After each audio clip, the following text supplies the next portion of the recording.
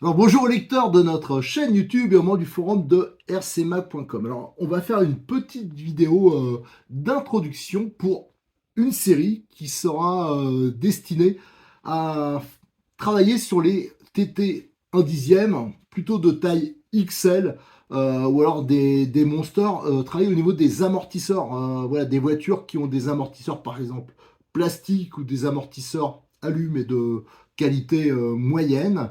Et l'idée, c'est de monter la nouvelle gamme d'amortisseurs Hobbytech. Hein. Je vous ai présenté ça il y a quelques jours. Alors c'est vrai que quand j'ai fait la présentation, j'ai plus parlé des 1 huitième, parce que quand j'en ai démonté un, c'était un 1 huitième. Donc j'en profiterai hein, pour faire le démontage des modèles 1 dixième, peut-être sur cette vidéo, on verra. Cette gamme, elle est hyper intéressante parce que les prix sont vraiment modérés. Alors, je remercie encore Cyril de Modix 34 qui m'a fourni les amortisseurs. Je vais dès qu'on a les moyens, ben, plutôt, enfin, on va voir quoi, je sais pas quand est-ce. En tout cas, j'essaierai d'en commander quelques-uns parce que j'ai plusieurs voitures à équiper et ça me semble un moyen économique, mais surtout qualitatif d'améliorer ces voitures-là. Alors, ça existe en taille 75, 85, 95 et 105. Alors là, j'ai un 95 que je lui avais pris et j'ai regardé un peu quelques voitures et c'est beaucoup le 95 qui va être utilisé, notamment sur les voitures T2M. Alors là, c'est des best-sellers, c'est des voitures qui ont été vendues à de très nombreux exemplaires, excusez-moi. Notamment, il y a le XTS. Alors maintenant, il y a le XTV aussi. Alors le XTS, alors là, il est en version, je suis en train de bosser dessus, hein, là il est en version buggy, parce qu'avec cette voiture, on peut le transformer en buggy à 1 huitième, on peut faire plein de choses, c'est un monster à la base. Le problème, c'est que les amortisseurs, bon, faut bien avouer qu'au bout d'un moment, ils fuient, le montage est un peu particulier, et c'est du 95. Donc ça, c'est intéressant. Je voudrais voir si ça monte. Alors, on va faire un montage à blanc. Par la suite, on fera vraiment, quand on bossera vraiment sur la voiture, hein. Là, j'ai plein d'idées pour cette caisse nouvelle que j'ai énormément essayé, beaucoup roulé. C'est souvent une caisse que je conseille d'ailleurs.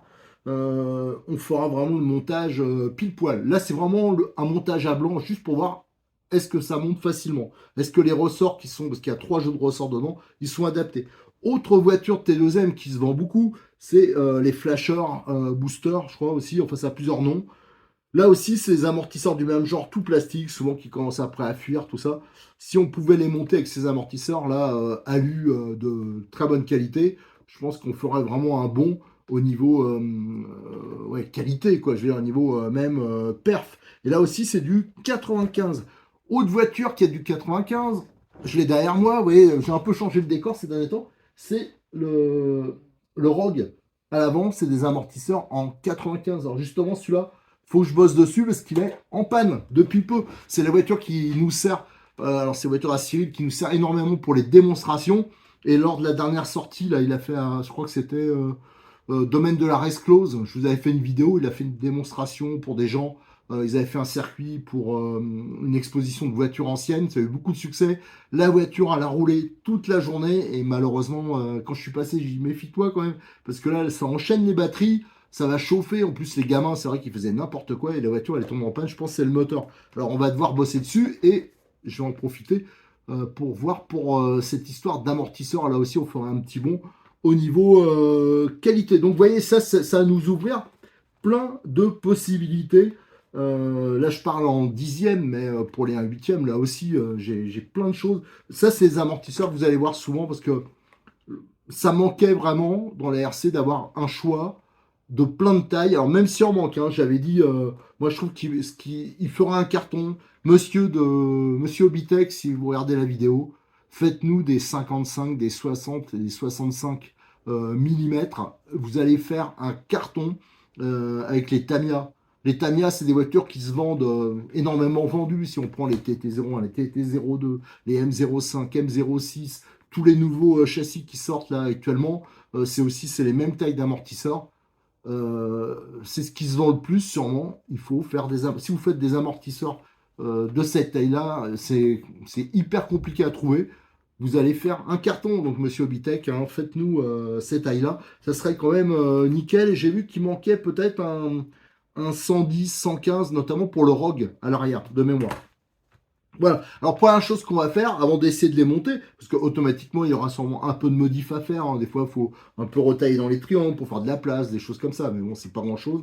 On va ouvrir la boîte, la présenter et on va démonter un amortisseur. Je voulais pas le faire sur cette vidéo. J'ai dit qu'on le fera lors d'un montage. Mais bon, je préfère quand même le découvrir. Et moi aussi, je suis que de voir comment c'est fait. Et on va le comparer d'ailleurs à des amortisseurs alu, la fatigue qui sont montés sur les BXR. Tiens, je vais en chercher un et on va comparer avec ceux des BXR, voir si c'est la même conception, si c'est différent. On a bien vu, hein, sur les 1/8, c'est un poil différent et notamment les pistons. Je crois que c'est des 10 trous. Alors là, ça m'a un peu épaté, c'est des 6 trous d'origine normalement. Voilà, donc on va voir s'il y a quelques différences. Allez, on va ouvrir une boîte. Alors, on va ouvrir une boîte. Alors là, c'est du 75, hein, comme ça, je pourrais le comparer plus facilement aux amortisseurs qui équipent le BXR S2, hein, je précise bien la version S2. Donc, alors la boîte, je rappelle, hein, vous avez les différentes tailles derrière, j'en ai déjà parlé, c'est marqué qu'il y a les 3 duretés de ressort, ça c'est plutôt bien. Par contre, les fixations, sur les versions à 8e, il y avait les fixations, on va voir si elles y sont. Hop. Alors, comme j'ai dit pour les 1/8e, oh, ça c'est bien emballé. Alors, je les ai pas regardés hein, pour qu'on puisse découvrir ensemble. Alors, ce qui est bien, c'est que cette mousse là qui est hyper dense, ben, elle est hyper pratique hein, pour d'autres choses hein, sur vos voitures RC pour caler par exemple des batteries, des récepteurs, tout ça. Donc ça c'est très bien. Donc on a bien les 3 jeux de ressorts hein, rouges. Là les blancs c'est les plus mous et je ne me rappelle plus au niveau. On a des rouges et là on a des violets. Donc les violets, voilà, les rouges c'est les plus durs, violets c'est médium, et après on a les blancs qui sont montés dessus, c'est les plus durs. Voilà. Non, les plus mous plutôt, je dis n'importe quoi. Voilà, donc là ils sont montés et on va comparer donc avec les amortisseurs du BXR S2. Alors on voit au niveau des chapes, c'est strictement identique. Les coupelles, la longueur, le soufflet, bon, moi ça me semble pareil, hein, ça me semble pareil, sauf le traitement. Voilà, là c'est noir, là noir, entièrement noir, là il y a du rouge, et là c'est un peu une sorte de gris métallisé. Ah, pour moi c'est pareil, hein.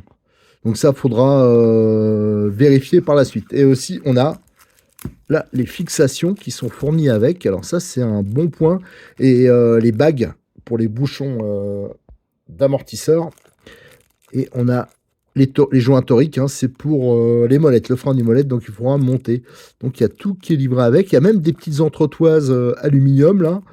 Donc ça c'est plutôt ultra complet. Et les fixations acier, c'est les mêmes qu'on a sur les BX8 SL, les DB8 et les BXR S1 et S2. Alors maintenant, ce que je vais faire, hein, je vais sortir les 95 mm, hein, ceux qui nous intéressent pour faire notre petit essai de montage, et on va en démonter un. Et on a sorti les amortisseurs de leur petite boîte. Alors, franchement, la petite mousse là, c'est, moi j'adore cette mousse là. Elle n'est pas toujours facile à trouver. Alors bien sûr, on voit le principe, hein, il y a des cales. Là, par exemple, ces amortisseurs à côté 75, et on voit, il rajoute juste des petites cales. Voilà. Bah, c'est pour vous dire quand même, ça c'est qualitatif, c'est quand même sympa.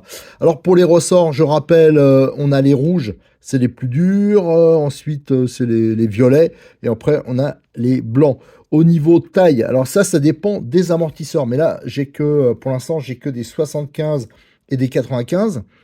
Donc ça serait vraiment intéressant d'avoir l'info sur, par exemple, si les 85, c'est des ressorts en commun, ou si à chaque fois, c'est des ressorts différents.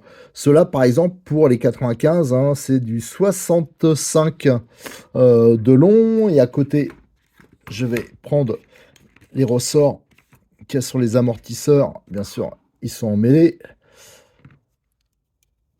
75, et là, on voit, c'est du 57. Autrement, ici, on a les joints toriques, ça c'est pour les molettes hein, d'origine. Je vous l'ai montré sur la première vidéo. C'est pareil là que pour les 1/8e. Il faudra monter les joints et je vous montrerai comment faire ça. Ici, on a les inserts. Alors ça a changé. C'est façon type 1/8e, hein, comme il y avait sur les amortisseurs de RR ou de XR. Nous avons les fixations métal. Alors ça, c'est un bon point, parce que généralement, les amortisseurs, il n'y a pas ça. Ça, c'est les fixations qu'on trouve sur les BXR, les BX8SL et les DB8. À titre d'exemple, on a ici de la visserie, des stops, des rondelles plates. Et ça j'aime bien, parce que c'est de la petite bidouille. Même si on s'en sert pas, ça sera toujours utile d'avoir ça dans sa caisse de terrain. C'est des cales en aluminium. Voilà. Ça, c'est toujours utile quand on fait de l'RC qui font c'est 2 mm d'épaisseur. Alors, hop, ça on va mettre de côté et on va décortiquer l'amortisseur. Tiens, avant, je vais vous montrer quelque chose. Tiens, on va le regarder sur les 75 pour vous montrer un peu l'évolution. Alors ça, c'est les amortisseurs, la même série que ceux que je vous présente. Ici, on a ceux qui équipent donc le BXR S2. Voilà, et on voit que c'est les mêmes. Alors, ce qui va changer, c'est les ressorts, là, qui sont un peu plus mous, un peu plus courts. C'est pour ça que ça sera intéressant de voir pour ces histoires de ressorts, parce que là, il me semble plus mou. Bon, on verra. Par contre, ils sont là complètement blancs. Moi, j'aurais bien aimé, ça aurait été le top, que les ressorts soient complètement teintés comme ça. Alors, je pense que ça doit coûter beaucoup plus cher, parce que beaucoup de marques ont arrêté de le faire.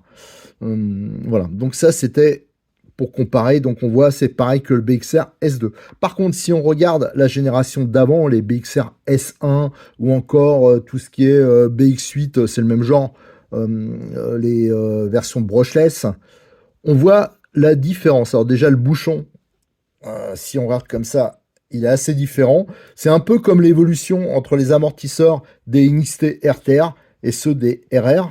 Voilà. Il y a une petite différence, la molette, on voit que c'est pas tout à fait la même épaisseur. Le corps, il est aussi différent, parce que là, on voit que ça visse dessus, il n'y a pas la collerette qu'elle a. Et surtout, il y a un circlips ici, vous voyez, un jonc au niveau, voilà, de la fixation, le maintien des joints. Tandis que ça, c'est un peu comme les NXT RTR, ou alors tous les amortisseurs de ces Kyosho, c'est le même principe, même du MP10. Tandis que là, alors on le verra quand on va démonter. En dessous, là, il y a déjà, ce qui est bien, c'est qu'il y a un soufflet. On pouvait le mettre aussi sur les amortisseurs de la génération précédente. Et là, c'est un bouchon. Alors le bouchon, l'avantage, c'est qu'on peut mettre une bague qui va bien mieux guider la tige d'amortisseur. Par contre, ça prend un peu plus de place. Alors généralement, les amortisseurs sont pour une taille identique là.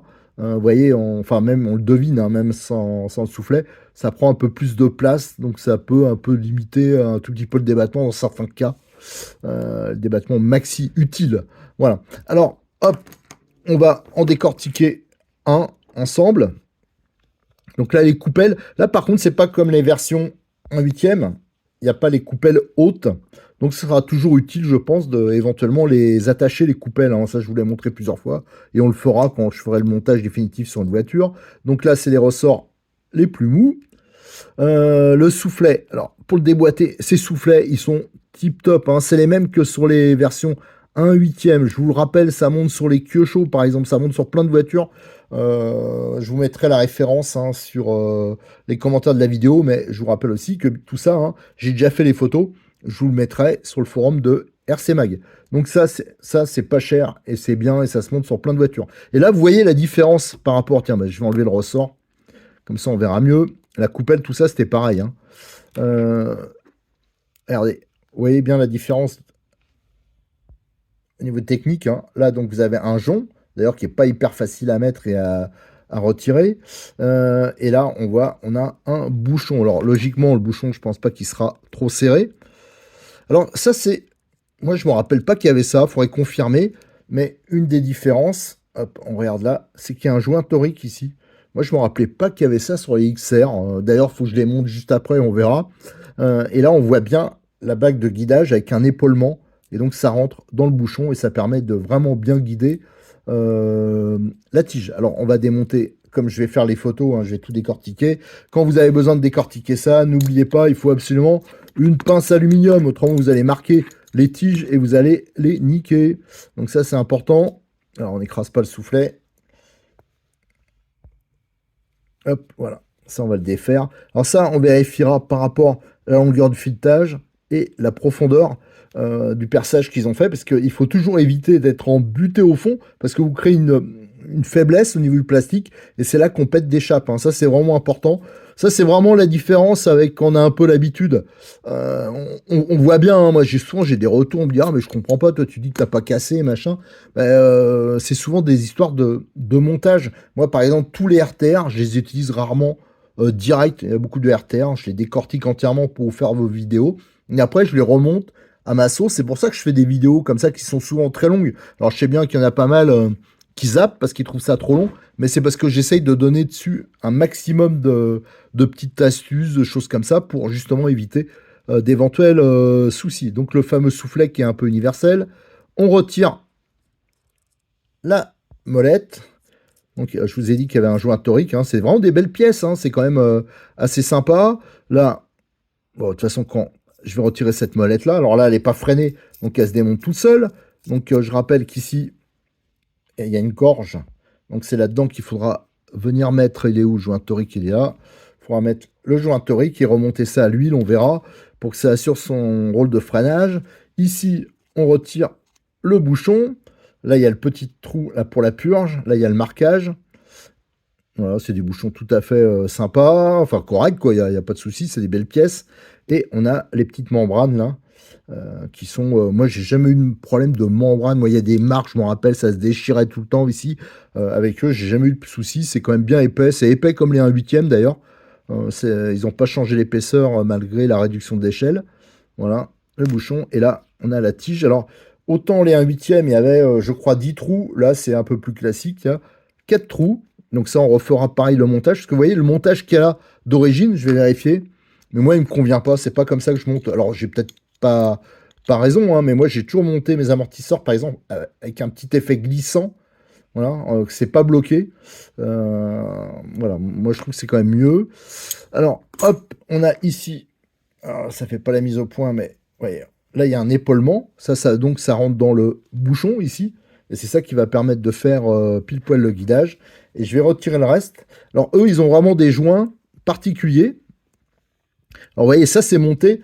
C'est pour ça que moi, je vous conseille, quand vous achetez les amortisseurs, c'est pour ça que je vous fais le démontage et on va faire le remontage ensemble, que je prends le temps de faire ça, parce qu'il ne faut pas les utiliser tels quels. Les amortisseurs, il faut les monter d'une certaine façon, et il faut notamment graisser les joints. Le montage, là, il est à sec, on risque d'avoir des fuites rapidement, et les amortisseurs, ils vont pas fonctionner rapidement non plus, enfin longtemps plutôt. Et là, voilà, là on a le corps qui est anodisé, et là, on le voit bien, je vais le laisser dessus.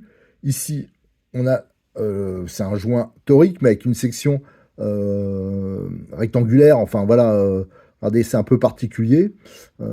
D'habitude, c'est des vrais joints toriques. Torique, c'est rond, hein. Là, on a une cale intermédiaire, et de nouveau, ce joint... ouais, je vais appeler ça torique quand même, mais le joint d'étanchéité. Un joint racleur, plutôt. Voilà. Ça, c'est vraiment une caractéristique des amortisseurs Obitech. Pour le reste, par contre, c'est très classique, mais voilà, pour le prix, franchement, c'est vraiment super bien. Allez, je vais finir de démonter, et on va surtout s'occuper ensuite du remontage. Alors, je vais monter de la 500. Bah, bon, après, il faudra peaufiner sur les voitures, mais c'est une base. Et j'essaierai, on finira en essayant de le monter à blanc, hein, bien sûr, parce qu'après, je ferai vraiment, quand j'aurai récupéré les amortisseurs en nombre suffisant, je vous ferai vraiment des vidéos où on le montrera sur un XTS, sur un Flasher, sur le Rogue, enfin plusieurs voitures. Allez, go, on se lance là-dessus, je finis de démonter, je fais des photos et on remonte.